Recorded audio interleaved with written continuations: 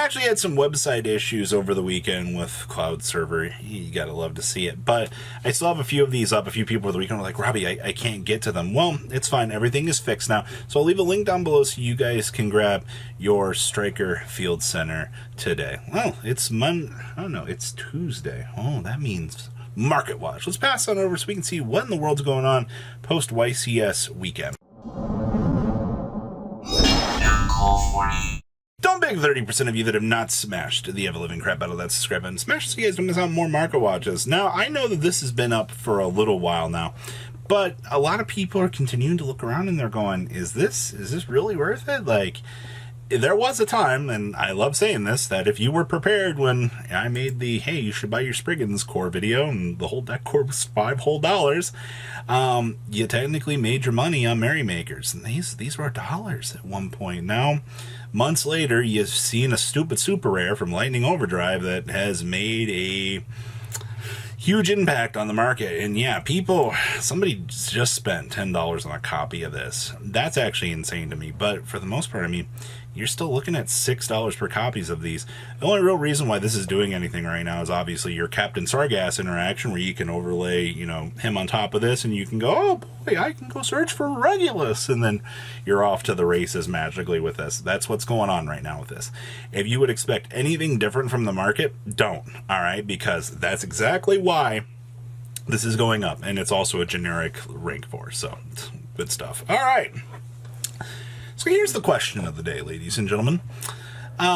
Is gold probably going to be worth it? Konami did make product for it. You can not deny that fact, all right? Konami made deck boxes for this. They made binders for this. They even made sleeves for this, which is kind of getting a lot of people kind of looking around going,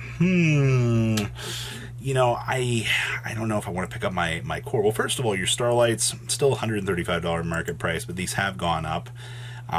People aren't hesitating to quickly grab these. You're at 160, 161, on up to 192.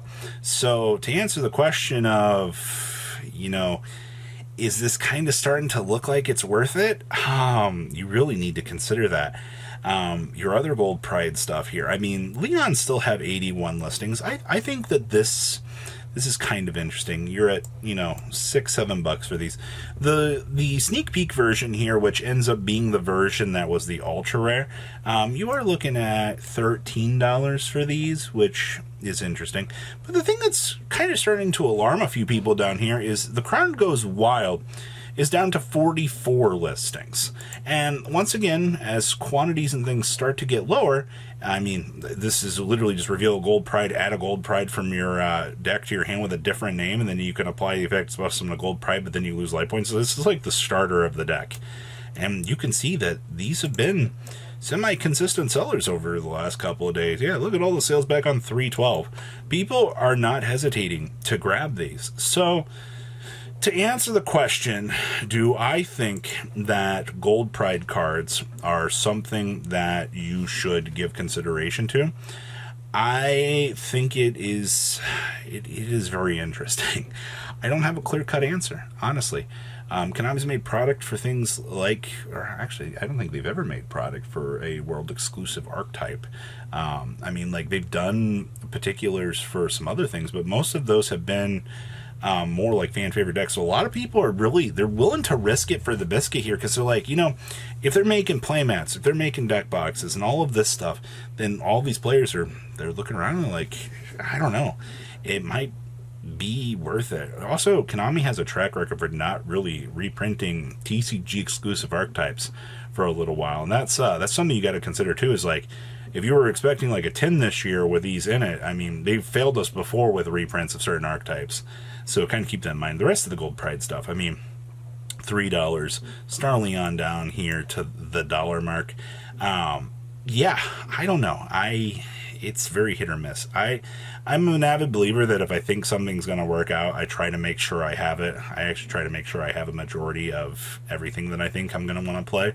And this is kind of up on the list. I mean, you've already got Punk interactions with this that have been working out, so keep that in mind. All right, Dragon Ravine. Oh, boy. Ancient Fairy Dragons legal. You know what that means. Buy the Dragon Ravines, everybody says. You need them. Well, I mean, Is ABC going to be a relevant deck right now? Is ABC going to come out of the woodwork here and just start winning the competition? I don't know. I think that it is once again very interesting to see, but I mean, you're at $7 copies of these right now, heading on up to $8 for Secret Rares. Once again, you know how Yu-Gi-Oh players are. Ooh, higher rarity. I need to have this. Fancy. Structure deck versions are sub $1. You have even the one from Mystic Fighters is just barely touching $1. The Astro Pack version's touching about the $2 mark. You have so many variants on the market of this that I wouldn't be worried about it.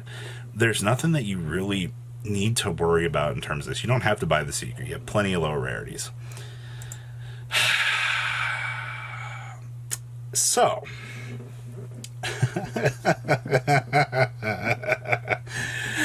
oh boy, let's take this in for a second here. 23 listings. Market price was $10. Your lowest listing's $14. All right. So did you take this all in?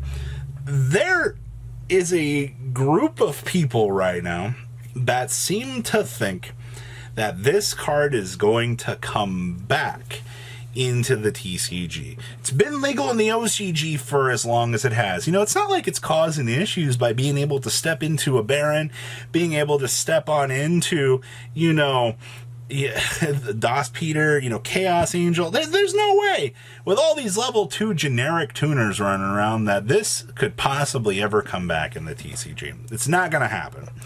But more and more people are starting to think that this is going to come back. Look at this. Somebody just spent $23 for a first edition copy of this. That's ridiculous to me. And you're down to 20-ish listings of this. So here's where I'm sitting on this right now.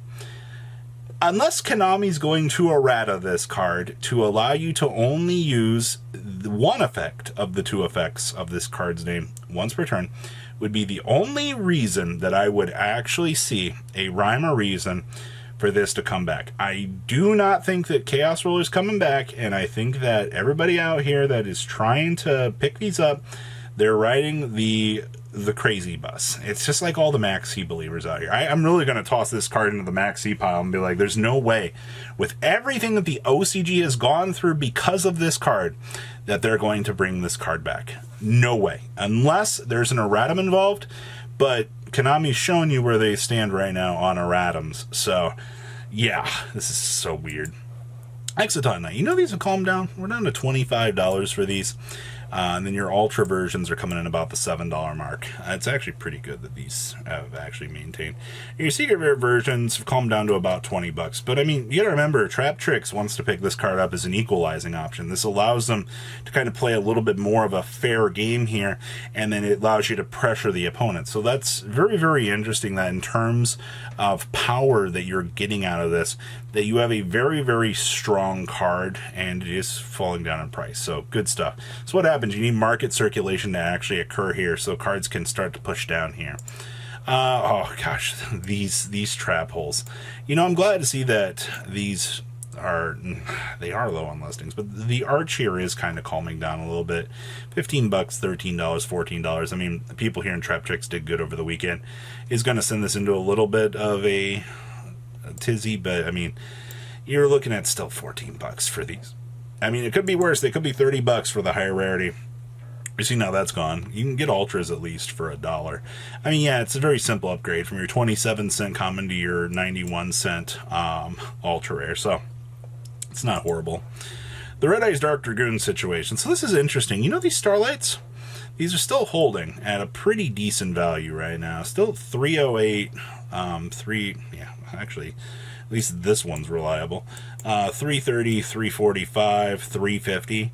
It looks like it's a pretty constant cooldown here, but I don't like what I'm seeing here in terms of that. Your regular Red Eyes Dark Dragoons back here, I mean, Ultras are $26 from the 2020 tens.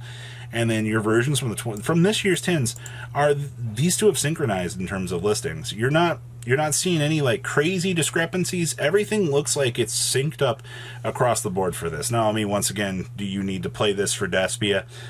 It was the cute tech choice. I liked the idea that they were messing around with this, but overall, I mean, it was just kind of that at the end of the day. It didn't really stick around too crazily, but it was something cool.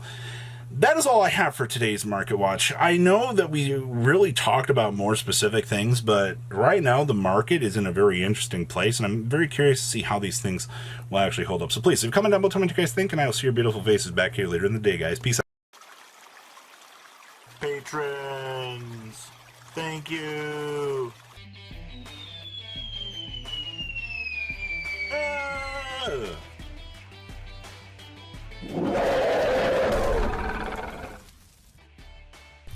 Thank you so much for watching. Check out these other videos.